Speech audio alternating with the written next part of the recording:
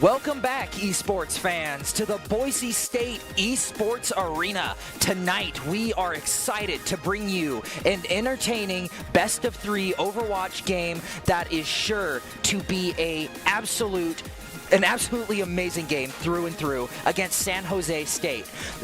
Tonight, I am Bryce Jensen, your host, and I am joined by my fantastic co-host, AJ. And this will be the first Overwatch game that we are going to see the brand new perk system announced. Oh, I'm so excited. With 4 perks for every single character, 2 minor and 2 major, only being able to choose one of each. The real question shows, what do you think are going to be the huge make or breaks when it comes to these perks in Overwatch? So all of these perks are going to give some sort of benefit. That much is known. But I was looking specifically at a few of these characters and mostly going off of what our usual picks are. And we have Tracer here up on the screen first. The Blink packs and Blast from the Past, those are her 2 minor perks, while the other 2 are her 2 major perks. For her minor perks, I was looking specifically at the Blink packs option, because whenever I see a Tracer, they're always running out of blinks because she's super mobile. You got to go all over the place.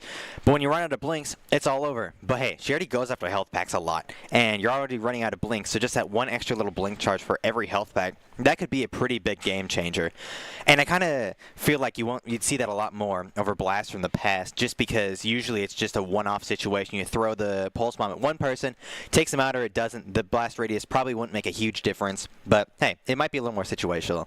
And then looking at her major perks, I was definitely looking at Flashback, because going back to what I was just talking about, always running out of those blink charges, getting them fully restored every time you recall, that's almost like double her movement and just way more chaotic for people to even deal with, versus her overhealth from Quantum Entanglement, which is good because she's a relatively squishy character, but in the end I feel like I just do a lot more. Yeah, only being at 175 health, having that extra 50 to put you around the same health as everybody else, definitely could come in a pinch, especially if you're recalling into a dangerous situation. But I do think Flashback is going to be the more popular of the 2. However, I did get the chance to talk to a few of our own players tonight, and they were talking about how a lot of the time you're only really going to see those minor perks come out, because in maps like Hybrid and Escort, the perks will always get rid of themselves at the half. So when they complete the map or time runs out, then perks will reset. And you're only really going to get those major perks for 3-4 fights at the most if you're playing things quick. And they were especially talking about how some of the smaller perks would be really great, which is why I'm glad you mentioned Blink Pack being such a very versatile thing, because Tracer isn't going to be relying on her supports as much as other characters would be, and those health packs are going to come in major handy, especially when getting chased. Yeah, she's already hard enough to heal with how much she's moving around, but then she's got a lower amount of health than most of the characters. She's usually jumping in the back lines. So yeah, having that ability to self-sustain even more definitely would be a lot more effective. I was also looking at Wrecking Ball just before, and because Strider, our usual tank main, usually goes with Wrecking Ball, and looking at his minor perks, Steamroller and Pack Rat, we were discussing this before we started, and we were definitely putting a lot more focus on the Pack Rat, especially because of the one specific situation in King's Row that I want to focus on, where they're defending. We usually see Strider rolling around with the tether attached to that statue near the start, and I see him like without fail every single game going after that health pack with 100 extra health. That could be a pretty big change versus the Steamroller, which I imagine it still is pretty good because that's double damage to tanks, but even then that's only versus tanks, so I feel like they just want that little more self-sustain. And like you said, we won't be seeing the major perks as much, but Strider likes to play mostly Wrecking Ball with an occasional switch, so I imagine we'd be seeing him getting the major perks more so than other people.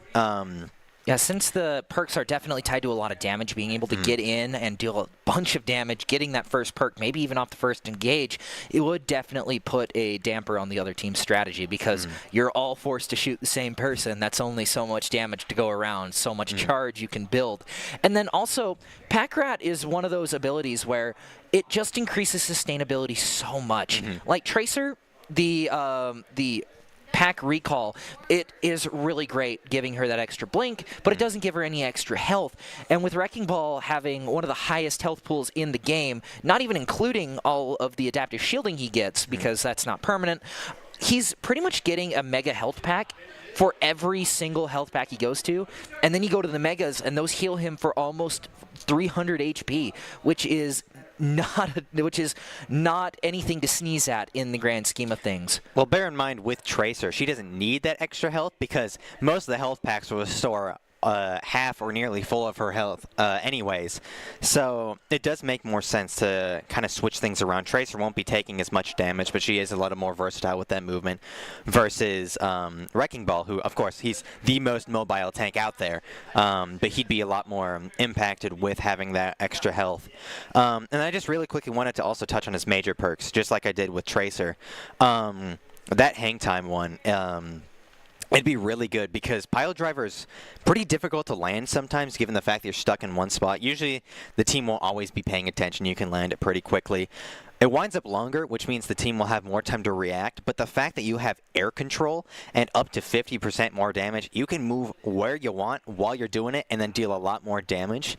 So that just gives them so many more situations to dish out that extra damage.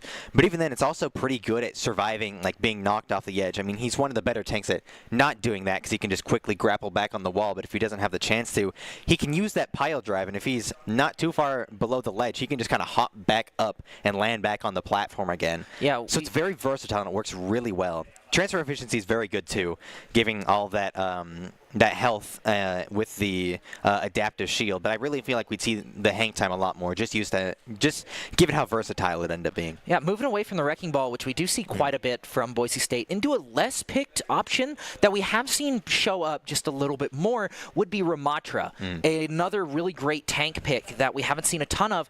But in the past few weeks, we've seen him sort of creep up there in usability, especially with a few of these really good minor and especially major perks. I got the chance to talk with Strider earlier on today, and he was saying how we were originally talking about how prolonged barrier, having a 25% increased time on your shield would be really good, but having that 6 additional projectiles being fired in bursts just gives you so much burst damage that you would never have expected from this sort of character that can sort of just poke you out from range and it'll kill you way faster than what you would have originally thought. And having that is a lot more valuable than a 25% extra shield, especially with not being able to deal or not being able to block as much damage. And I feel like he's already been a very high damage tank already because he doesn't have like about as much movement as some of the other tanks would. Well, not that many of the tanks have movement anyways because that's kind of what they're known for, is not moving. I mean, aside from Wrecking Ball. Obviously. And Winston. And Diva. And Hazard. And Diva. I don't think your point stands very well. Hey, there's at least 4 that do stand by my point. Either way, he's already a pretty high damage character, so if you can get this slower, high damage dealing character to deal even more damage while soaking a bunch, even with the use of his Void Barrier when it's not prolonged, he's just such a dangerous character to deal with because you already don't want to be in that line of fire. But if he's dealing even more damage, like, it's going to be so hard to push towards him because he's already going to be soaking a lot of damage, but even then he's going to be dealing even more damage and just making it harder to get out there without immediately getting obliterated by by all the random stuff that he'd be throwing at you. Yeah, and that's not even bringing up the major perks as well. Having that 50% health per second while inside Ravenous Vortex, that is a ton of health in the grand scheme of things. And then you have your Ana, your Juno, sometimes a Brig, depending on what composition you're running. You just have so much healing coming at you that it's going to basically turn you into a brick wall. And then you throw up your Nemesis for him, and you're just, I'm not taking any damage from you. But I think that Vengeful Vortex will also find a little bit of use cases, being able to use it early as well, being able to detonate it whenever you want. I don't think it's going to see as much use as the Nanite Repair, but at the same time, if you're only seeing those second perks for a few fights at a time, you are really going to put that priority on those first ones. I do like how versatile each character is with their perks because it gives you an opportunity to play your character in a couple different ways. Like we're seeing through the first minor and first major perk, along with the second minor and second major. The first of each, they're definitely way more focused, or I guess it's the first and the second, respectively. But Void Surge and Vengeful Vortex are way more focused on that damage dealing and just being an aggressive, high priority target of just dishing out damage while staying alive. But then if you want to pick that second minor, the second minor perk or the first major perk, that one's going to help you stay alive a lot longer. So it's like, do you want to play him more DPS focused? Does that call for the situation better? Do you want to play him more tank focused? Do you need him to take more damage? It just gives you an opportunity to play how you want, but also play how like play against how the enemy team is, play to your map, to your composition, whatever it is. It makes it a lot more interesting because while the game isn't just giving you more stuff, it's also giving you more ways to play your character, and I love how they're doing that. And also the uptime of each of these abilities is incredibly important when it comes to all of these perks and how well they're going to shape out in the future. Because having a ability on your primary fire is going to see a ton more use than on a 15-second cooldown like the Ramatra's Vortex Shield.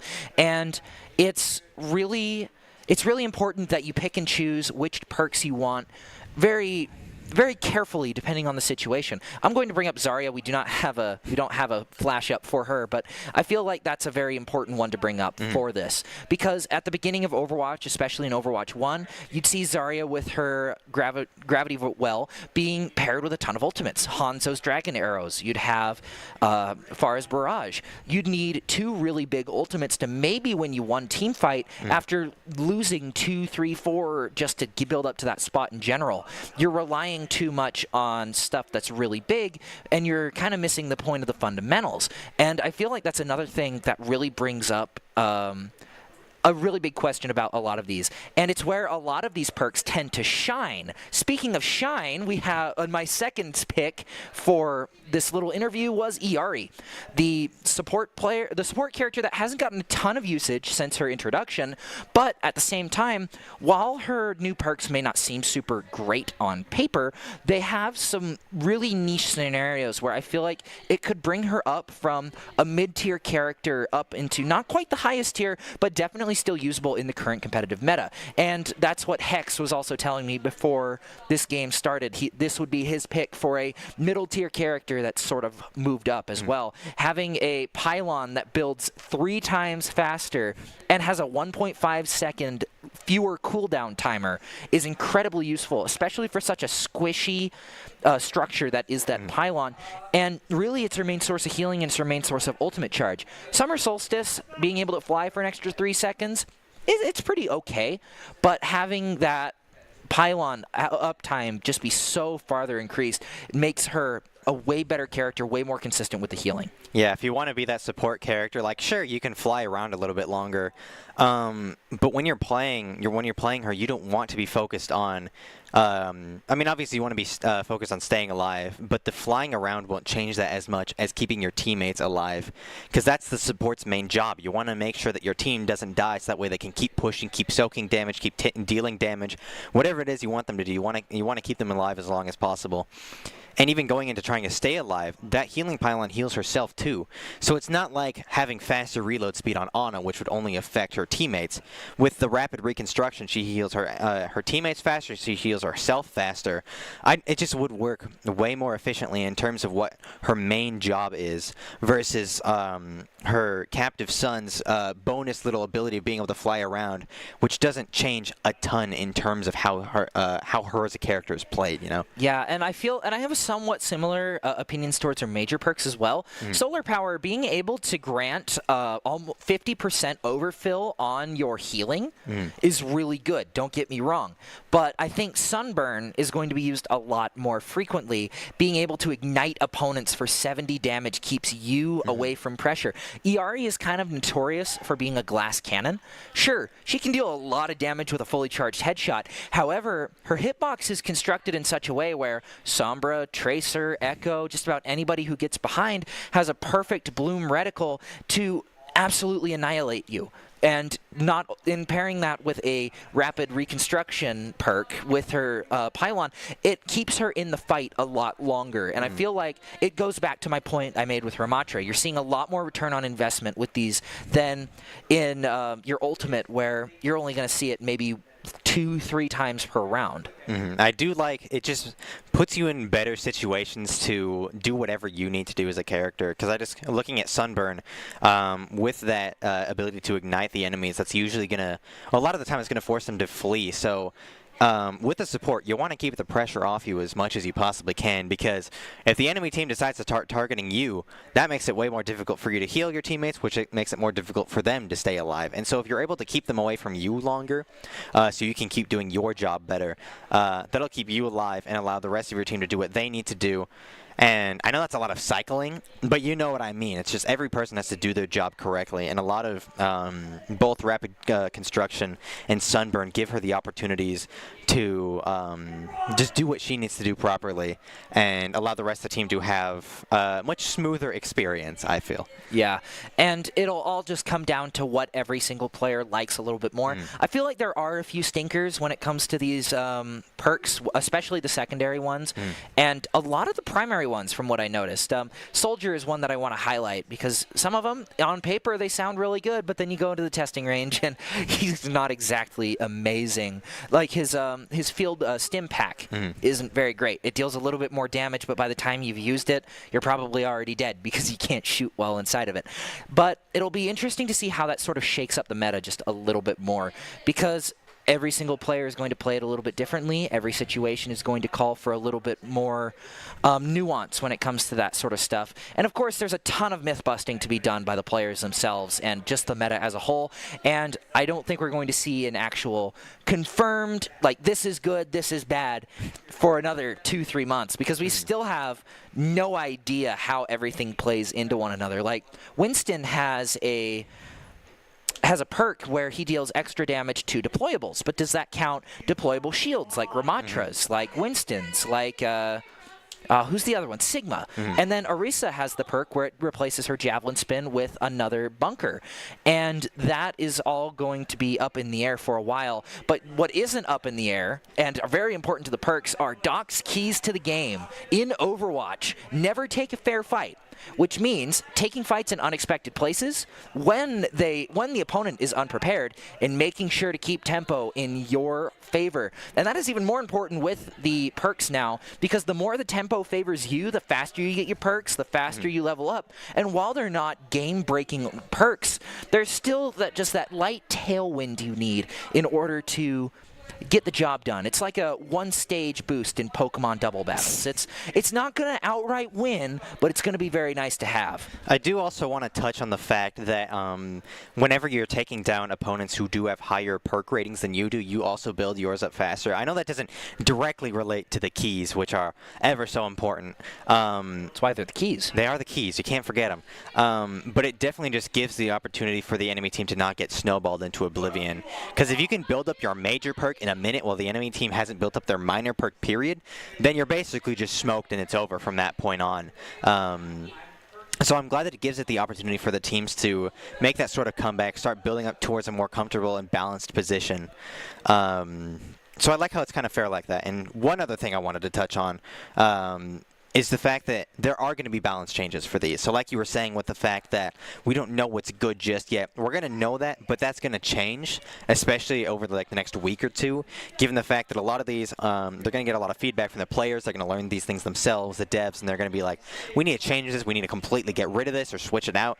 So we're not going to be knowing, maybe the stim pack will get improved for Soldier 76. And maybe they'll do like a perk rotation. Exactly. Too. So like they swap out one perk with another for a while, just to see how it works. And I feel like that would be kind of fun to shake up the meta instead of hard changes that might break a character. However, I did want to point out something really big that I did over here. And a lot of the discourse online about these perks was, how is it going to affect all the different characters? Is it going to take characters like Zenyatta, like Roadhog, who aren't traditionally great? I mean, Roadhog more so than Zenyatta, but are they going to be now broken? But I guess we're just going to have to wait and figure that out as we move into map 1 of this best-of-3 game. The Broncos versus the Spartans. Let's get into it. Pretty excited to see. I'm just really curious to see what our teams, or both teams, are going to end up picking, because we already have a lot of things that we're going to be focusing on, but now this just gives an extra level of complexity. Not that that's a bad thing. Complexity sounds scary every single time, but then you look at it and you just see this makes things a lot more interesting, and I'm really curious to see what each team is going to end up picking. Are they going to go with our personal opinions, or are they going to have completely differing opinions and prove us wrong? Maybe we're going to see a Soldier bring out the stim pack and be the player, get the player of the game, you know what I'm saying? That might just be, but Oasis is going to be the first map we go to in this best of 3 on Control. It does look like we are going to see a little bit of a swap up from what we normally see, not with the Wrecking Ball, as many would assume, but it looks like they're going to be trying out the Reaper. We we're talking about Reaper. Yeah, Reaper has the ability to gain his old passive from Overwatch 1, which is 50 health restored after a kill by picking up a soul orb. So it'll be interesting to see how that shakes up. With the addition of a increased range damage option as well, it turns him into a threat. But of course, you have to get those perks first, and no one's going to find that effect out until afterwards. It does look like we're going to see a pretty classic Winston list here going into this first point. Nobody really able to find anything quite yet, and looks like we're going to find a pause here really fast before the game really starts to get going. Suppose we can keep talking about Reaper if we really want to. Yeah, you mentioned Soul Reaving, his Soul Globes ability, but then he also does have the opportunity for his Shadow Step to reload his guns and give them 25% increased range.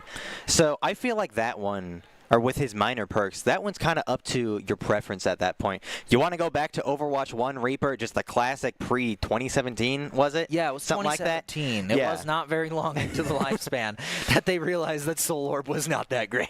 But hey, now it gives him the opportunity, since he is such an up-close and personal character. If you gave that to Ashe or something like that, it would be completely terrible. But given the fact that he's so close range, he works way better. Actually, an increased range on Ashe would be scary. Well, I was focusing on the Soul Globes, not the increased range. If we want to talk about that one, well, we don't talk about that one. Basically turn Ashe into a mini Widowmaker. No, she's already a mini Widowmaker at that point. A medium Widowmaker. Because like you have the mini as the Ashe, and then you got the medium, and then you got the Mega Widow. I appreciate your incredibly in-depth and complex interpretation.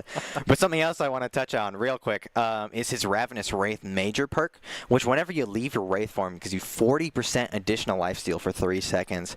Reaper's already big in on that lifesteal, and he's taking a lot of damage. He's stuck up in there, right in the Roadhog's face, is the middle of. He's got 300 health for a reason. He does, but now if he's getting that extra lifesteal, as long as he doesn't get tossed all over the place, then he's just going to be soaking all that damage, healing it up right back afterwards.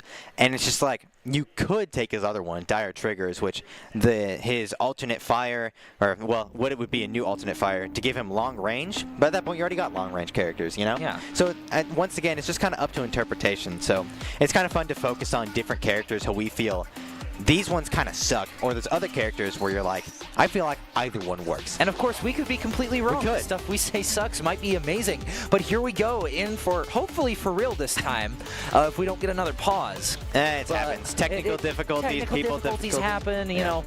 I mean, San Jose isn't super far, but I mean, it's still quite a long way.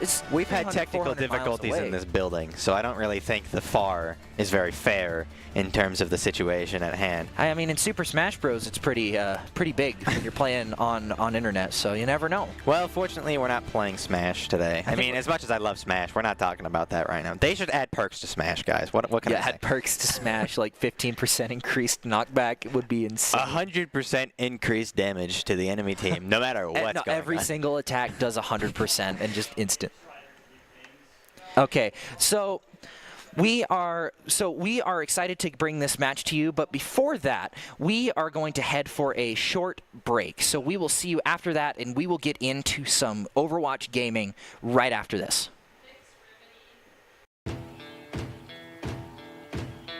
Here are a couple lessons I've learned over the years. Friendships come in all shapes and sizes. And always buckle up. Seatbelts save lives. That's a rule we can all live by. At Blue Ribbon Painting, we're proud to be a locally family-owned and operated business dedicated to bringing your vision to life. Whether it's freshening up your home with interior or exterior painting or tackling a commercial project, we've got you covered. When you choose Blue Ribbon Painting, you're not just hiring painters. You're getting a team that's committed to making your vision a reality. Call or text us at 208-369-2583 or visit us at blueribbonpainting.net. Your project deserves a blue ribbon finish.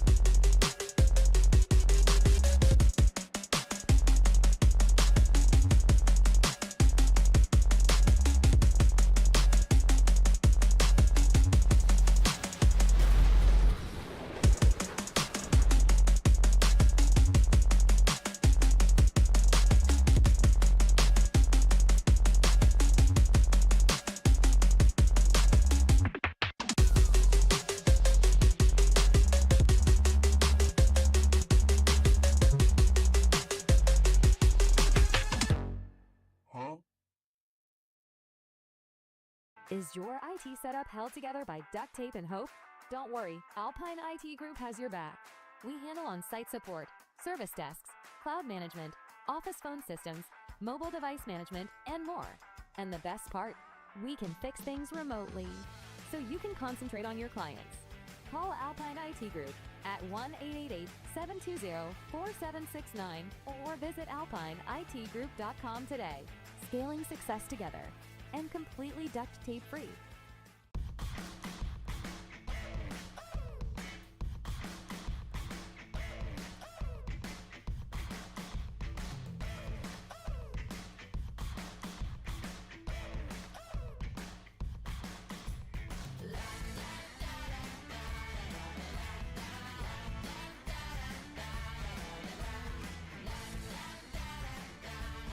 Idaho Central Credit Union, looking after your daily balance.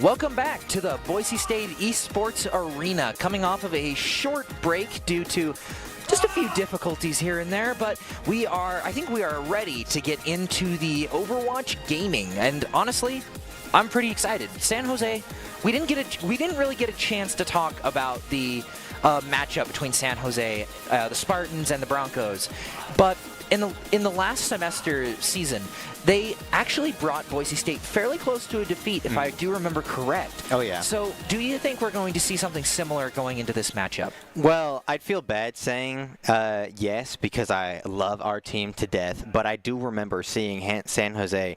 They were a real tough team to beat. Like, I don't remember many of the specifics, but I just remember seeing our team doesn't, like, I don't want to say they don't struggle as much, but they've definitely had a lot of an easier time in comparison to a lot of the other teams that they've faced before. But I remember San Jose, they were just real tough to go up against, whatever it was, strategies, team compositions, general skill. I bet it was a little bit of each.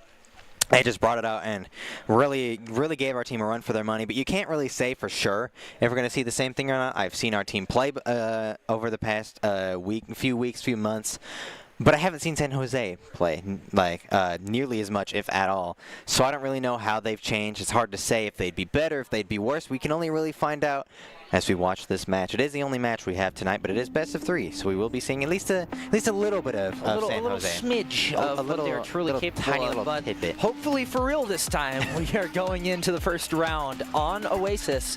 We saw I believe Gardens was the first one. Then we saw University. So are we going to see Town Square?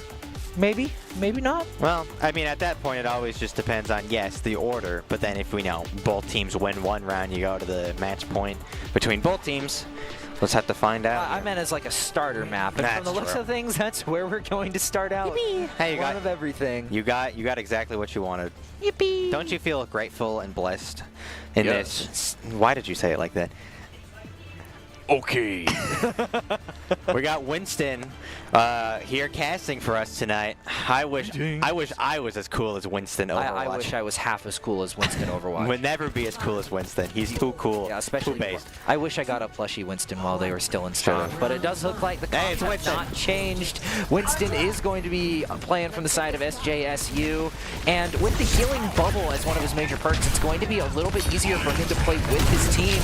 Looks like Strider going in for an early engage. Nothing quite found out of it as this team was just playing way too much. That was solid. Getting the first pick. Diamond Dog soon to fall to love. And now both teams are sort of on the back foot, losing one player each, but SJSU at the notable disadvantage, losing a support player. That first elimination was a real solid example of situational awareness. He saw the damage being thrown out through the doorway and just immediately took down their Kariko. Yeah, solid first plays right point there. does go down to Boise State, and it looks like the remainder of SJSU just fighting for the point. I don't think they're going to find it, but the reset is going to go through. Having your Tracer die that late into a fight, while you did gain 72% ult charge, Roosty is getting real close. Is it really worth staggering that much? Well, Tracer's like the fastest character in the game, so it could be worse. It's not like a Reaper. I mean, he has the teleport, but I was about to say, Reaper has a teleport, he goes really quick, but Pick a Pepper is going to do the first fall to X. After Malaria is going to go down as well, and it looks like Boise State has got SJSU on the run. Genji almost falling into the pit, but thank goodness he had the dash, and it goes as long as it does. We saw Strider trying to go for those terrain kills, just knocking them into that out-of-bounds area. Fortunately for SJSU, they had pretty good awareness. Ooh, solid. Once again going down early to the Sojourn Railgun. Pulse Bomb goes out and it finds Hex. That might just be what they need. Roosty's taken out Boise's ability to go backwards, but SJSU is quick to return the favor. Roosty falls to Strider, and with the minefield out, it significantly limits the options, and it is just love to defend against the combined might of a Strider clear dive. Reaper with the Death Blossom, though. It's going to be interesting to see how that one plays out. Well, if they ever have the opportunity to get on the point, even in this hallway, if they get him all in this hallway, that Death Blossom will just take him down. And we see Perks finally being brought out. We see Clear starting off with the Death Shadow, the one we were talking about with the Shadow Step reloading, the shotguns, giving him 25% increased range. That'll be dangerous because he's already pretty close range as it is. But now he can get even farther up in their faces. Yeah, oh wait, the lane goes out. Love finds Daydream and Diamond Dog. They're going to have to find their way back. Hex is on the point currently, not doing so hot, going up against two players. He manages to get his first perk of the match, but he's not going to find it until the respawn. Boise State losing their first team fight of this round, but at the same time, they still have 4 ults to work with, but Daydream uses Kitsune Rush to hopefully take it in overtime. Daydream and Strider go down to Roosty, and that is one less ult to work with for Boise State. SJSU with quite a lot to work with in the grand scheme of things. Enavip with Primal Rage is one to look at, especially going up against a Reaper. Basically saying, no, you're not going to kill me, I'm going to live to tell another tale. Well, don't ignore the fact that Boise State got up to 99%, so they have all these ultimates they can bring out, but if they whip it, then it goes down Clear with the solid Death Blossom, taking down a couple of them. Not to mention just the Death Blossom, but the beat goes out from Hex and it saves the Pulse Bomb too. Roosty gets 0 value out of that. Primal Rage comes out to stall the point. Daydream falls to Roosty, but not before taking Astro Malaria too. And it looks like Anivip is going to go down to the Reaper. Beat goes out from Pick a Pepper to hold this point as the rest of SJSU does come out. Minefield comes out from the Wrecking Ball. No ults on either side. Love is going to find one, but Strider quick to return it. Pick a Pepper and Clear going down. It is now up to Astro Malaria to go and try and hold this point. Hex with the 1v1 against Roosty isn't going to be enough for Roosty to keep the point, but luckily Anivip is able to get back with the Wrecking Ball. Roosty going down and Anivip going down low as well, and he's going to fall to Daydream, and with a little bit of help from the rest of the team. And Boise State is going to take the first point, 135. Definitely a lot of fight out of San Jose. That did kind of prove my point, though. They had all 4 of those ultimates. Boise State still had their own, though, and they had it basically fully charged. So all they needed to do was win one team fight, and that's all they did. We saw a lot of good ults being used to counter each other. We saw the Death Blossom getting a couple kills, that Soundberry keeping Clear alive. And then we see AN7 didn't really get much use out of that Primal Rage. So, pretty effective play out of them, just making sure that they could use their fewer number of ultimates to both just get takedowns and counter the other ones, allowing them to win that one team fight and take it from them. So now, you know, a lot of the time when we do see Sound Barrier in situations like that, it usually results in a little bit worse results. So getting it off right before the Pulse Bomb goes off to take you out is a stroke of luck from the side of Hex, but it looks like Diamond Dog is going to use quite a bit of skill to take out Roosty. That is a huge backline pressure already out, but Roosty didn't get out of there with nothing. He does have 23% ult charge. He's going to be around the same as the rest of his team. Clear getting tons of value on the rest of the team, and with full perks, SJSU switched up their strategy quite a bit. They're not going to have as much to work with, but you're only going to have a few fights with the full perks, like I was saying earlier. Clear is going to go down to an Innovative Dive, and so is Daydream, but Strider's going to find one on Love, being one of his main counters. Hex trying to keep them in this game, but Daydream is going down. Boise State losing players left and right. It's just not going to be enough to take this point. Hex trying to find one before he goes out.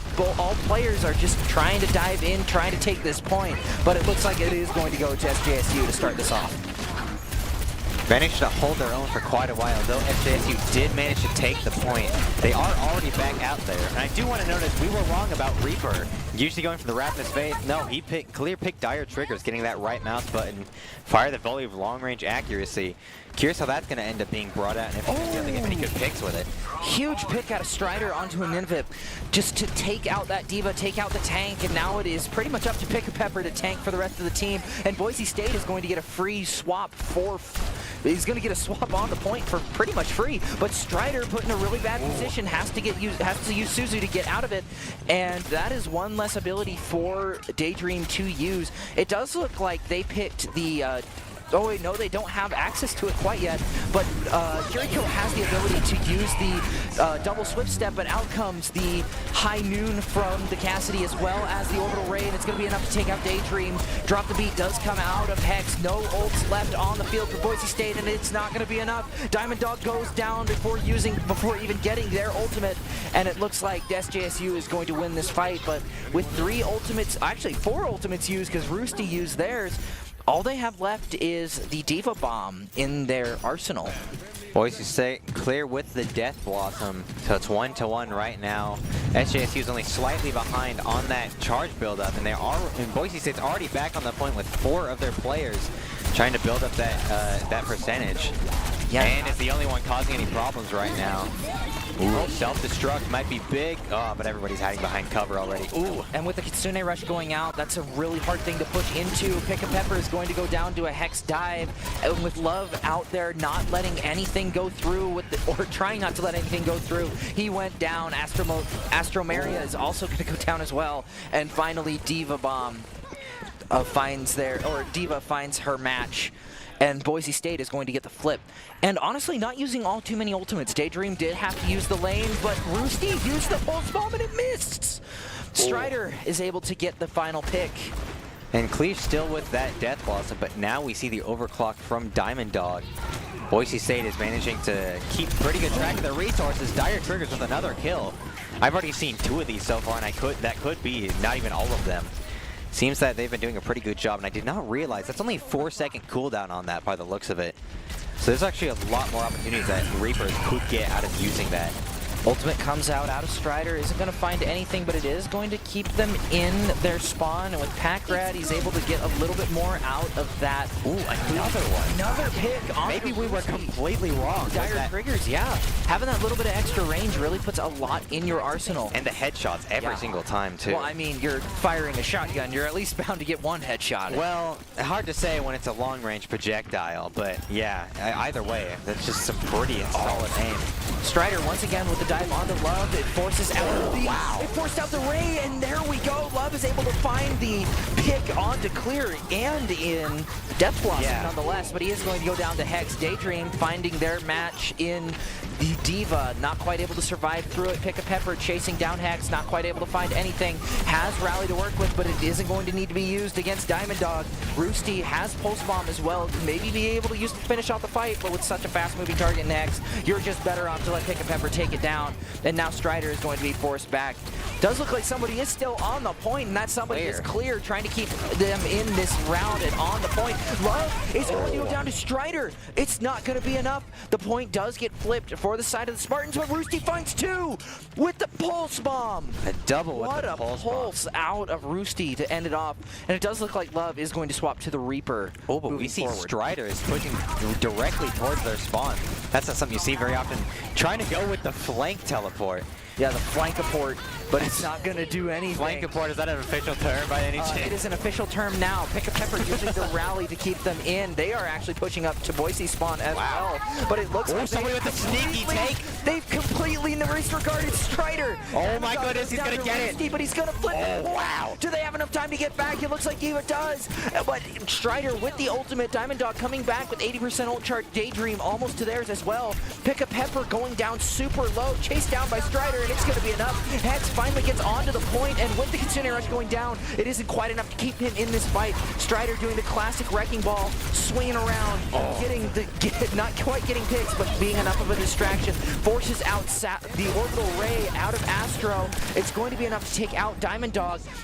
Self-destruct comes out of D.Va as well, doesn't quite find anything, and now Boise State is trying to keep themselves on this point. Diamond Dog, though, does have overclock going into this next fight.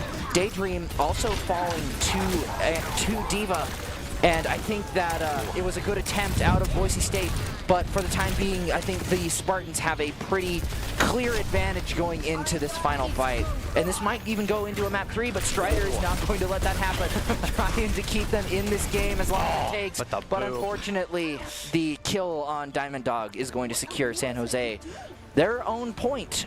That was a lot of back and forth that time. First time around, Boise State took it, kept it for most of the time, but obviously SJSU got that counter take real close at the end, but that was a lot more back and forth that time around.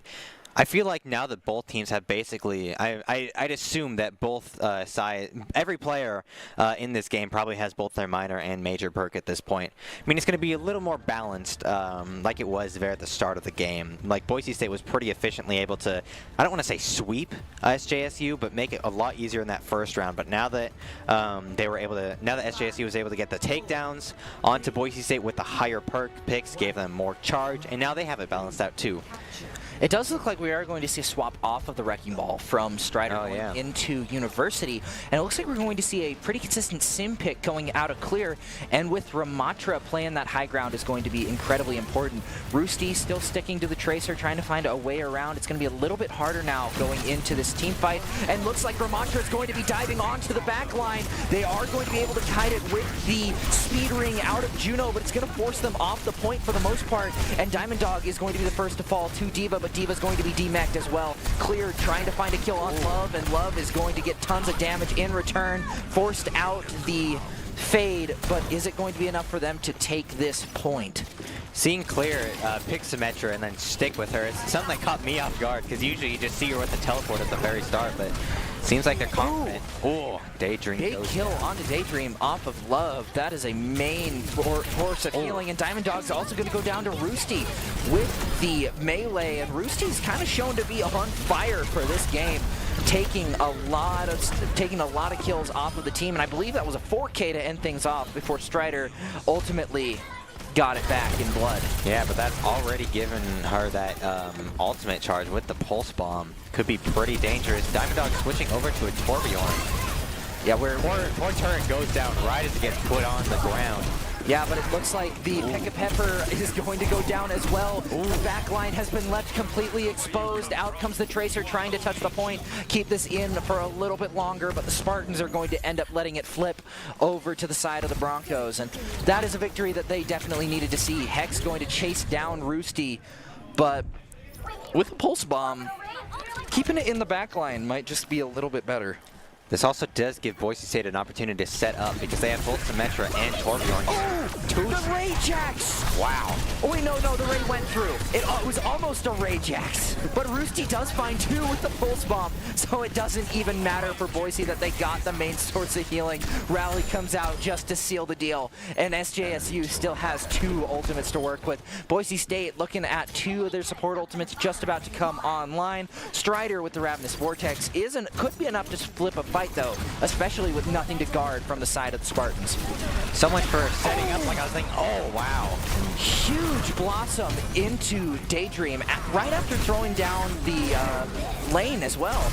But a double melee kill from a Lucio. Yeah, 2 kills out of Lucio on 2 of the big players. Beat does go out from Lucio as well. Clear trying to get the pick onto D.Va. Does get the DMAC, and in a really bad spot for D.Va as well. Barely getting out alive. Clear is able to keep himself in this game. Going in, they have flipped this point back, and baby D.Va trying to get through. Doesn't quite make it out. Hex is going to find the kill, and it's going to force the Spartans back. Clear has been on point with these teleporters, just getting up in their faces or getting out of the situation. Oh, Roosty is back though, and he wants this point back. One good hit from Torb just takes him down. Diamond Dog just needs that opportunity, but it seems like Roosty knew it was for the best and decided to retreat before anything went down. Yeah, Strider already with both the minor and major perks. Yeah, just like we were talking about, being able to heal in that Ravenous Vortex is going to be enough to take down any dive character, and the swap to Winston might not have been the best choice for the Spartans, but it does look like Love is going to be taken down from the Symmetra, and even though no ultimates to work with on the side of the Spartans, Diamond Dog is going to go down to Winston, but the Pulse Bomb goes out too. It doesn't find anything.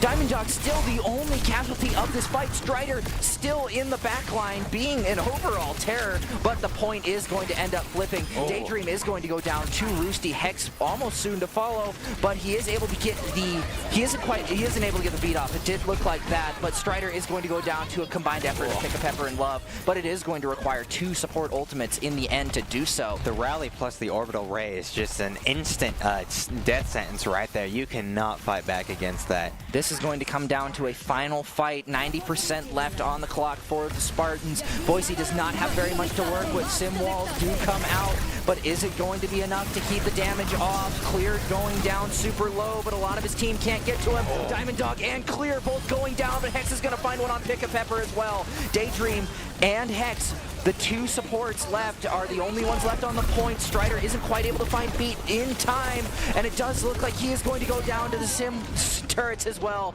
and San Jose is going to take the first game 2-1, or the first round 2-1. That SJSU, I mean, I guess that's about what I was expecting to see, putting up a real hefty fight.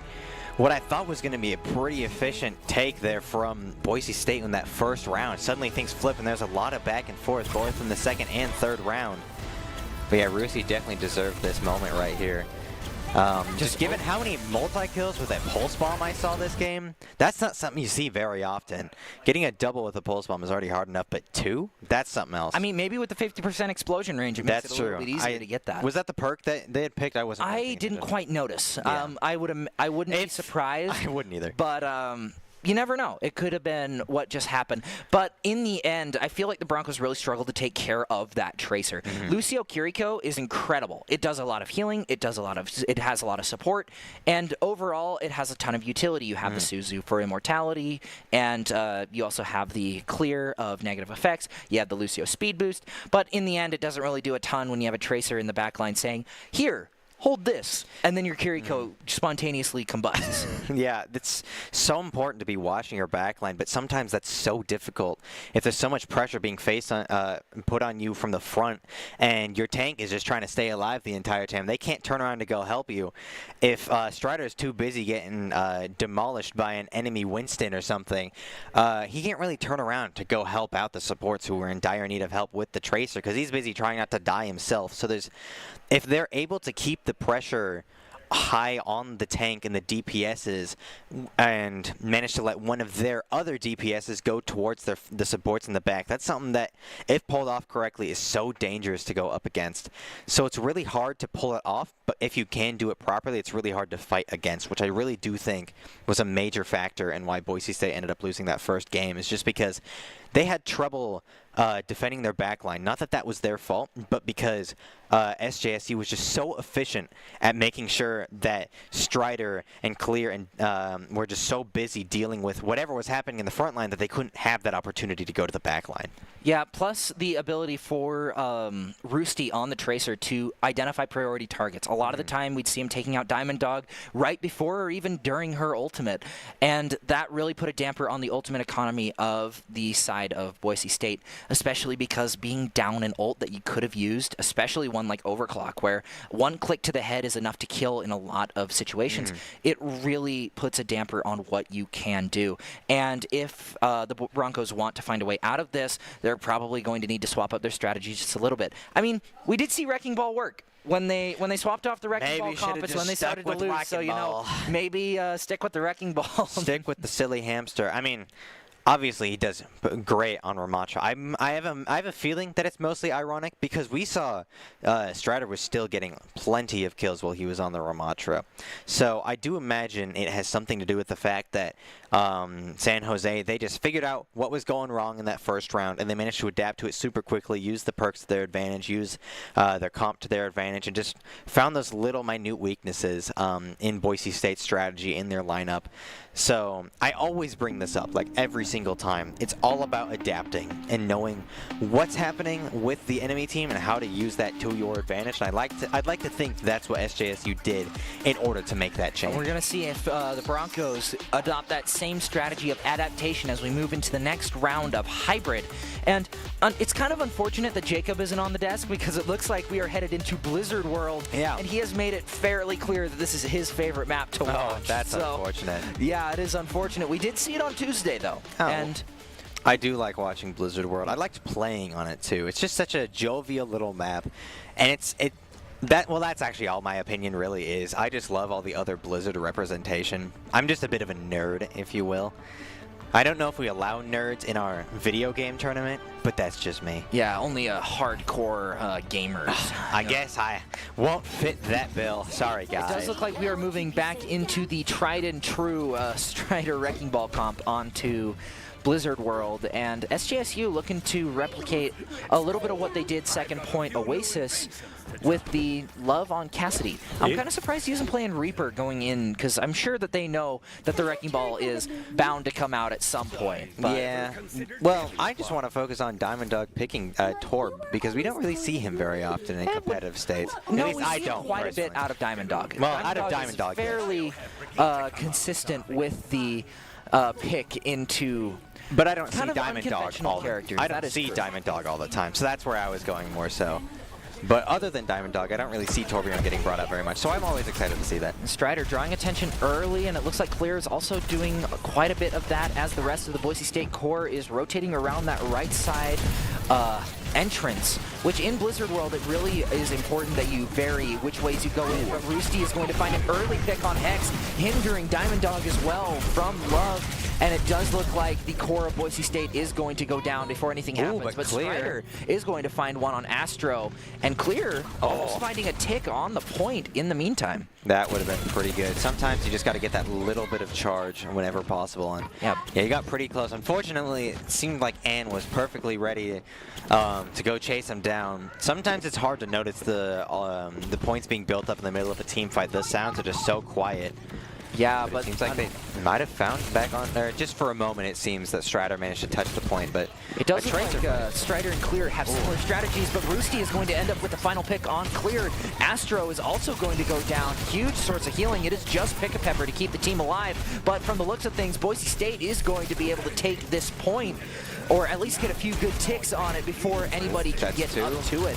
That split attention, it is just being used in the favor of Boise State, and Diva is going to get demec'd before anything happens. High Noon does come out, and I do think that Hex is going to have why it's does going it to get go broken down? right before anything bad can happen. Pick-a-Pepper does go down to Clear, and it's just going to be cleanup from Boise State, but no, Roosty showing why he is in this fight, and it looks like he's going to find two. Love finding it on Clear just before that final tick can be found. Oh, man. And I saw Ann going down right before the mech managed to come back in, but even then there was a good multi-kill onto Boise State and they forced the reset. Though they did get pretty close, and they do have 2 ticks right now. They still have quite a lot of time left.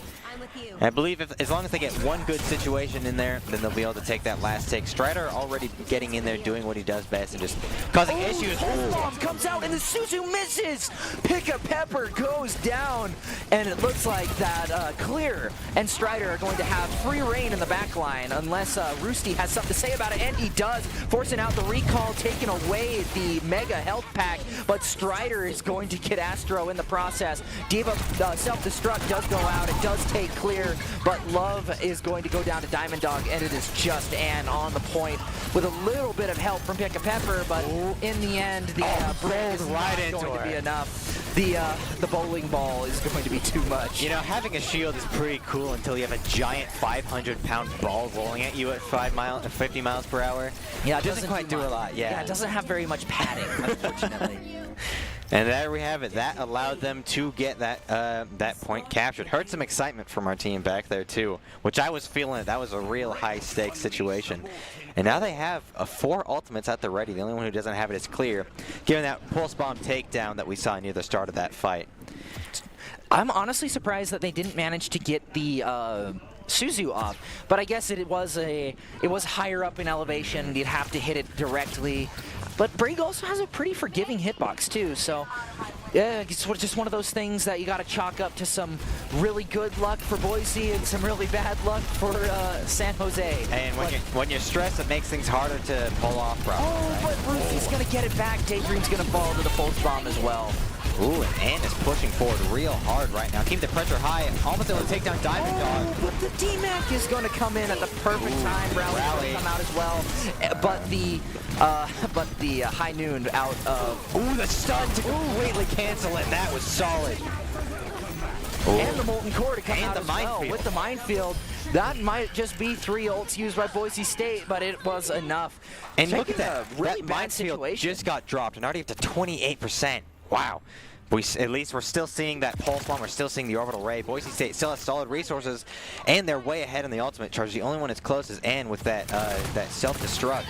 Yeah, I think San Jose is starting to see the vision with Torbjorn trying to put himself with love. Pick a Pepper taken down really low, and Pulse Bomb is only going to find the turret. Hey, but it is also going to get the D-Mech as well. Daydream with the orbital ray, trying to find something here. Manages to find Pick a Pepper and Roosty, and is going to find Diamond Dog before getting the remech, but Clear is going to try and finish some stuff off. Daydream is going to end up going down to the turret, but Alstro is also going to find himself at the wrong end of a hamster turret. Clear taking down Love's turret again. There's some sort of vendetta against it. I'm not sure what, but I guess I understand on a semi-personal level.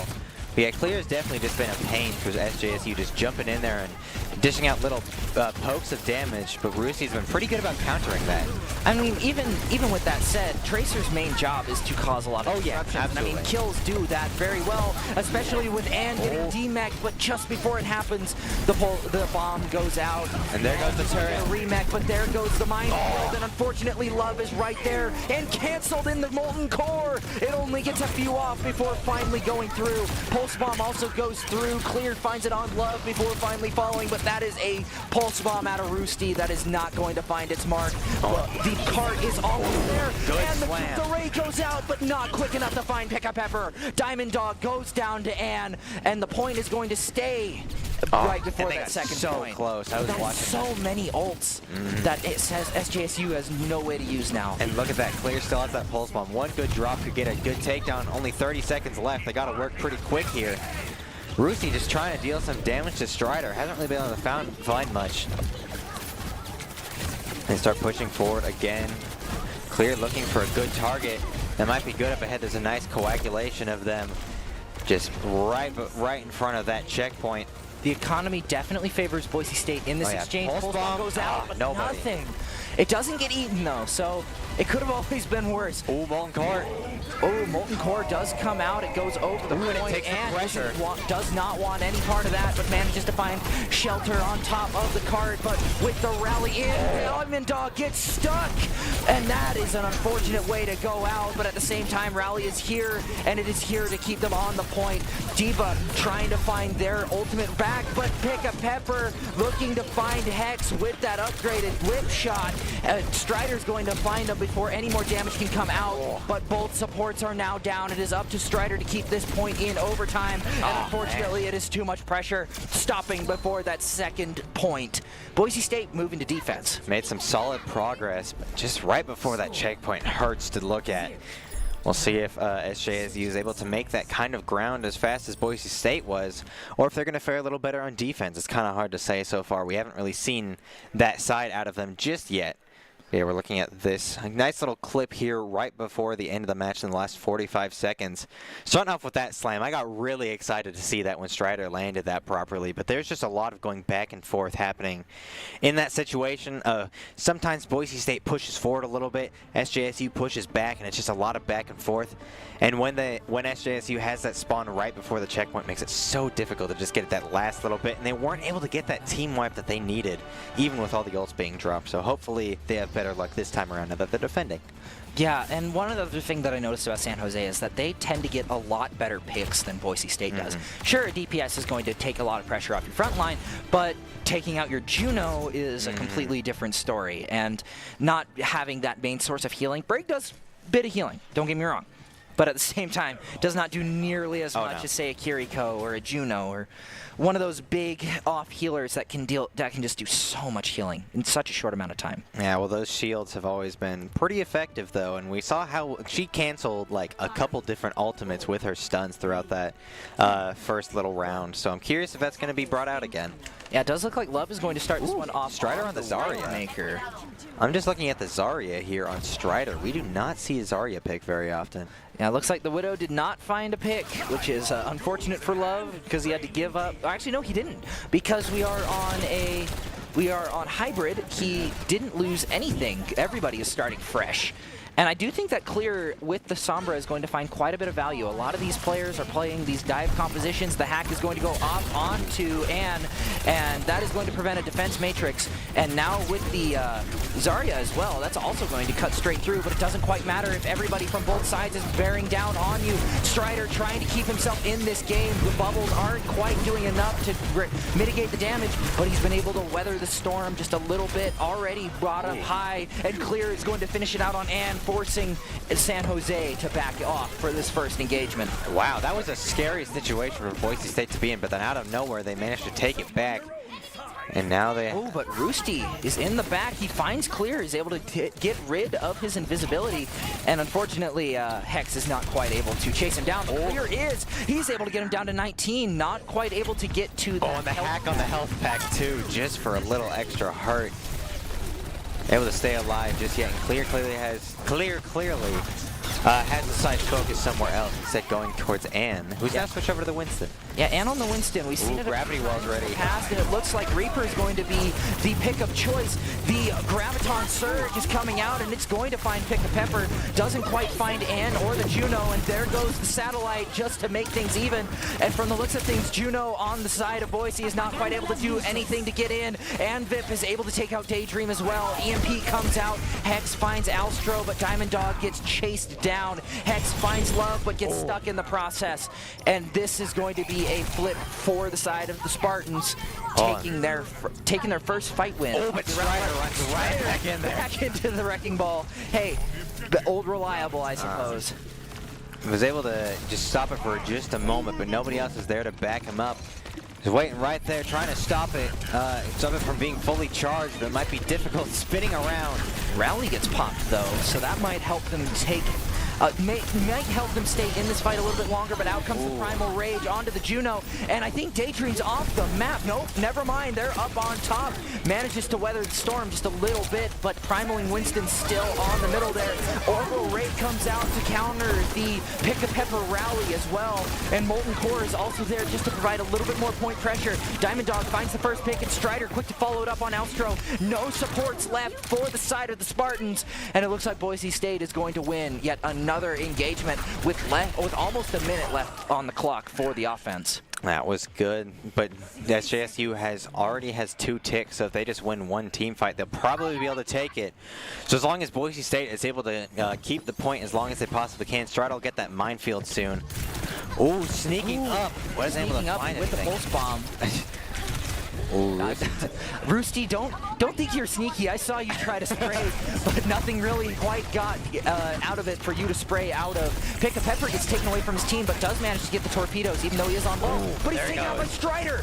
That is a huge pick, and that is way less support for your backline.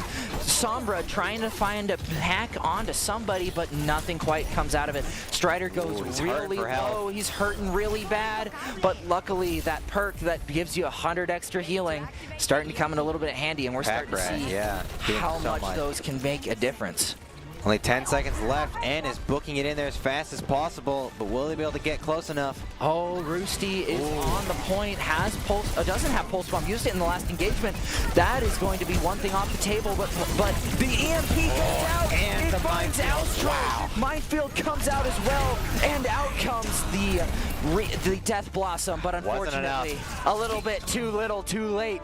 Boise State manages to put a point on the board, bringing us to match point. I was a little worried there, seeing how they couldn't make it that first checkpoint, but their defense was so solid. Even with a couple scary situations, especially there at the end, they just used all their resources perfectly. The We're seeing hold play out of the game, Strider. out of the first round. And yeah, that was a pretty effective play there. Minefield followed up with all kinds of different abilities, all kinds of different attacks, just managing to dish out that damage. That really got that situation, I believe, was the way that they were able to push up to right before that checkpoint. Unfortunately, everything after that, SJSU just locked in out of their minds, and we were not prepared for that. They kept game, and they locked in. They did. They locked in. But, I mean, hey, our team locked in right afterwards. So can we really be upset? Not really. Not too much to complain about. We do have a point on the board, and all we need is one more to win. But that could also be said for San Jose. Both of these teams have been known to be rivals. They've met together in the Mountain West Championship several times before, and it's gone back and forth over the years. But Boise State has always kind of had the bigger advantage in these matchups. But at the same time, San Jose has always pushed them to their breaking point, and we are seeing that right now. Hey, it's always good to have a challenge. As a wise man once said, whoever that was, I don't know. But failure is just a pathway to practice and eventually to success. So while they might not be as used to fighting a more challenging and more efficient team, this gives them an opportunity to learn. It gives them an opportunity to adapt. And hey, with that, they can only get better from there. So can't really be too upset. And like you said, they're not behind right now. It's a 1-to-1. They're perfectly matched up. They still have plenty of opportunities to get that win that they're hoping for. So I'm pretty excited to see how this next round ends up playing out. And it'll be interesting to see what San Jose decides to go with for their map pick. This is the final map. They have so many different options to choose from. Do they choose something that's a little bit more basic, a little bit more bog standard, that they might be more practiced in, or do they take us somewhere that we've never really been before and kind of throw us all a curveball? I say we bring back hybrid and do Kings Row. That's what I'm thinking. Run it back. We do it again, guys. We do round 2 over again, and like, yeah, we won, but like, we want to see Kings Row. That's what we know. No, we're gonna go. We're gonna go to Flashpoint. Oh, lovely. Even though that is completely. We should go to Escort, which is always at the very end. True. Just see what we never ever see. Except for like one time I saw Escort, but we don't talk about that. That was a long night. How about New Junk City? Oh, Escort? I mean, I love me a New Junk City. Widowmaker duels to determine the game. You know, maybe one day we'll see a Widowmaker for more than the first 5 seconds of a match, but it's kind of hard to say because people usually go for the Ash or the Sojourn. Not to say Sojourn's technically a sniper, but you usually kind of get that same. With a railgun that has no damage fall off, you might as well be a yeah, that's kind of where I was going with that. But I definitely have liked noticing all the different things we've seen out of the perks. Like, it's kind of difficult to notice them, given the fact that they're icons we've basically never seen before, and they're little tiny right above their abilities. But I've taken the time to kind of just look at them, and I'm noticing most of the time we've been proved right. With Wrecking Ball, we were 100% right. The Pack Rat, whatever the one for the dive was called, the Pile Driver or Hang Time. That's what it's called. Yeah, both Pack Rat But and Hang Time got picked. But we saw Reaper with the dire triggers there in that first round. I've seen some picks that I wasn't expecting. Although we are going to be taken to Colosseo for the final map of the game. I do really like this map. And for Boise State, there's kind of a stigma with Colosseo. They do really well in the first half, and then the other team pushes them back, and they just aren't quite able to get there. We've seen it a few times this season. It hasn't been game losing. They've still managed to come back from it, but it is still a trend that you don't really want to see out of any map pick, but you never know. They might have workshopped their strategies a little bit, and this is a notoriously good Wrecking Ball map. Oh, yeah. Honestly, all the push maps are pretty good for Wrecking Ball. I do really like just push as a concept. Like, it gives so many opportunities for these higher mobility characters to really shine. Like, of course, every single map, you want to get to where you need to go as fast as you possibly can. That's not really something you can doubt about. But with something like push, there's a lot of back and forth. I usually mean that, like, in terms of how the teams are doing, like, metaphorically, but this is literally, there's a lot of going back and forth, and higher mobility means you're going to get there faster, be able to catch the enemy team off guard, just like one of Doc's keys to the game. Got to bring those back. And now this definitely gives that chance for Strider to strive on the Wrecking Ball, but we won't actually see that. We'll instead see Zarya. I mean, it worked out pretty good on the defense. He played very well first time. Zarya. I mean, we did end up seeing the Wrecking Ball for the rest of the game, but, you know, it was a pretty good. That sustainability was incredibly imperative to keeping them in the fight for as long as it did. He played Zarya very well. Yeah, trying to take an off angle here with Roosty. Nothing quite found out of it. Diamond Dog dropping down fairly low, but still playing in the back line, just getting some shots off, trying to take out that turret. As we all know, the turret has the best aim out of anybody who's ever played Overwatch. 100% accuracy every single time. But it does look like the DMAC is going to come out from Strider, and the turret is going to go down from both sides, and Diamond Dog's going to find the first pick of the match on and followed up very quickly by a pick on Roosty. Love not quite able to find anything. Strider able to take out Pick a Pepper, and the first contest is going to go to Boise, pushing that bot and hopefully getting to that underpass. As we know, very hard to get past. Well, we see Ann switching over to the Winston. Oh, man. Clear with a close call. That was, we just swapped to Clear, and I see him at 25 health, and that I believe it was 14, actually. Even lower. Lower.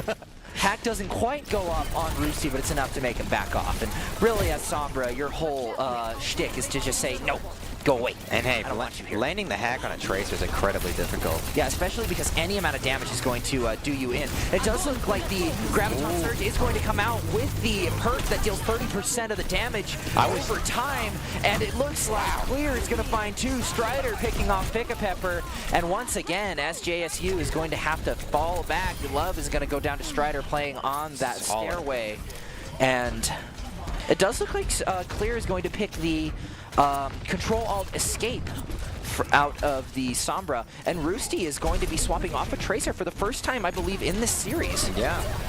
Oh, the rain comes out, but the hack goes through as well. Austro first to go down and soon to follow.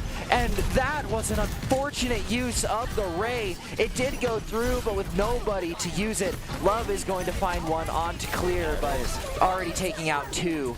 The ray is going to come out, and with the shield bash, Love is going to go down as well. One ult for two, or two ults for one from Boise State. But at the same time, they still have quite a few to work with. Strider is halfway to his, Diamond Dog's 75% the way to hers, and Hex also has Rally as well. I remember I was talking to you about the Zarya perks before we started. I didn't bring this up when we went live, but I was definitely noticing that Gravitation Crush seems really effective, and now we finally get to see it being used to its fullest potential. Yeah, both rallies do end up getting popped out here, trying to heal off Strider. He's taking quite a bit of damage. Diamond Dog goes down low, and Ann manages to find it before anybody can get the healing off. Daydream forced to back off because of Ann. Hex also goes down to a good shot out of Love, who swapped over to the Sojourn, but Clear is gonna find two on Roosty and Ann. That is two huge picks, and Love is going to be forced to back off with the rest of his team. Clear trying to find a good pick off that side area, but unfortunately nothing quite find out of it. And Strider and Diamond Dog looking really close to their ults, which Roosty with the Rocket Barrage, it's not going to find anything. Taken out of the skies. Taking him out, doing a little bit of AA, not letting him in, and AA does not stand for anti-alcohol, it stands for anti-air, but Strider goes down, taken off the map, 2 to Ann, but Hex is still gonna find one, and Clear also finding one on Austro, Clear finding another one with the virus, and even though he did get one, it just wasn't enough, and looks like Strider is going to be swapping back to the wrecking ball. Winston flying across the map after getting taken down mid-jump. It's always so tragic to see him just getting tossed around in that poor ragdoll state.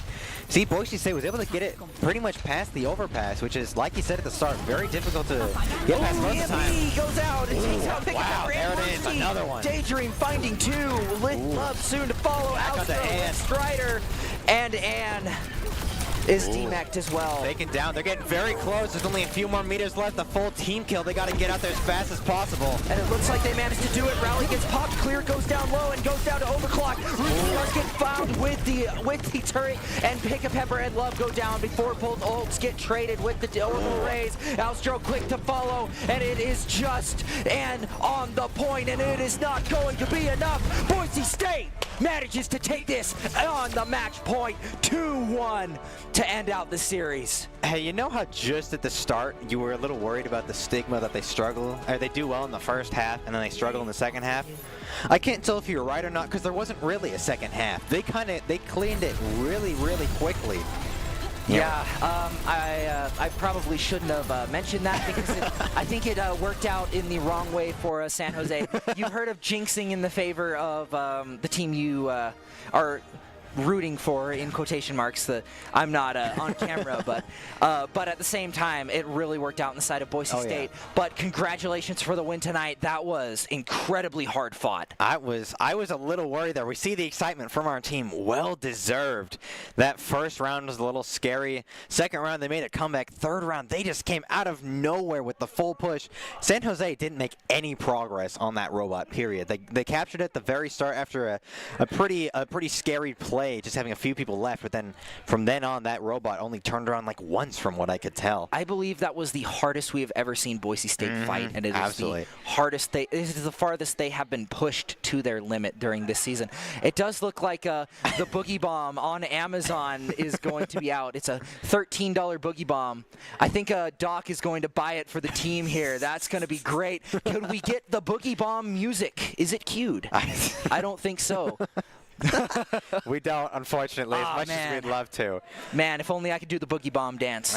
Maybe next time. Unfortunately, I was born with 2 left feet, so I couldn't really dance. Yeah, but I really just got to say, huge shout out to our team. San Jose, typically been one of the hardest teams to go up against, and to get such an exciting win there at the end, keeping us, we were yelling there at the end. We were getting real excited, and I could hear it from there. It's pretty difficult. The headphones aren't necessarily noise canceling, but things are usually pretty loud. I could still hear him shouting behind me, and I was wanting to shout with him. I was getting so excited, so proud of our team.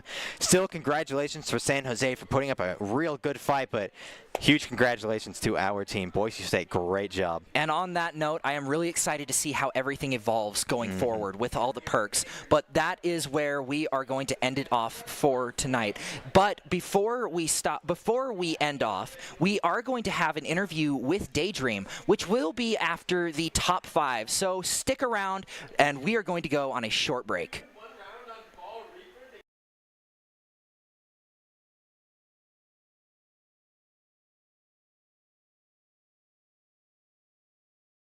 Strider is going to be swapping back to the record wall. Winston flying across the map after getting taken. Pulse Bomb 2. Roosty gets 0 value out of that. Primal Rage comes out to stall the point. Daydream falls to Roosty, but not before taking Astro Malaria too. And it looks like Anivip is going to go down to the Reaper. Beat goes out from Pick a Pepper with Pulse Bomb. Keeping it in the back line might just be a little bit better. This also does give Boise State an opportunity to set up because they have both Symmetra and Torbjorn here. The Rage Axe! Wow. Pulse Bomb 2. Roosty gets 0 value out of that. Primal Rage comes out to stall the point. Daydream falls to Roosty, but not before taking Astro Malaria too. And it looks like Anivip is going to go down to the Reaper. Beat goes out from Pick a Pepper with Pulse Bomb.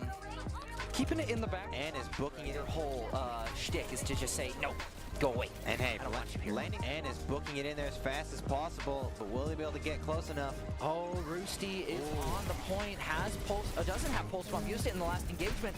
That is going to be one thing off the table, but your whole shtick is to just say, no, go away. And hey, landing the hack on a Tracer is incredibly difficult. Yeah, especially because any amount of damage is going to do you in. It does look like the Graviton Surge is going to come out with the perk that deals 30% of the damage.